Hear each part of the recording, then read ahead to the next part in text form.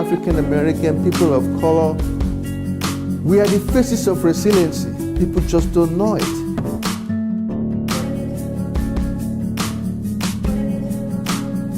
Having the strength to overcome whatever situation you have been placed in or whatever you're going through in that moment. So the question is, how do we bring those voices to the table and understand their resiliency and what makes them resilient? African Americans are survivors. That point, unfortunately, is not often captured when we talk about black health. Let's go, Eric. Come on, come on, come on. Push. These push, things push. are important issues because there are facts that support that. However, that's an incomplete picture. What needs to be emphasized more is the reality that despite adversity, African Americans very often do very well. Despite that, there's way too much high blood pressure, diabetes, and other cardiovascular risk factors among African Americans. But 85% of African Americans do not have manifest heart disease. Over 50% of African Americans don't have hypertension.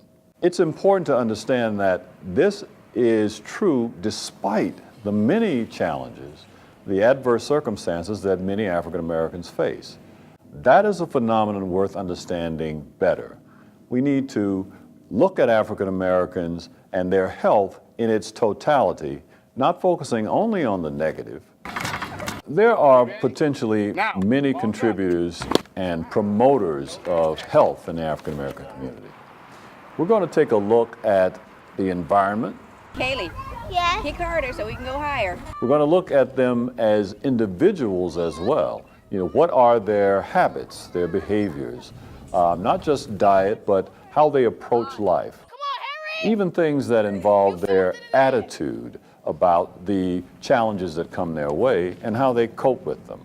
We want to understand better how people recover from challenge. You know, looking at younger people and how they deal with major challenges in their lives, such as socioeconomic challenges, but also health challenges, how they rebound. All of that is an important aspect of resilience that we want to explore over the course of this series. There's a lesson for all people. Resilience is understudied. We intend to change that here at the Cardiovascular Research Institute and Morehouse School of Medicine.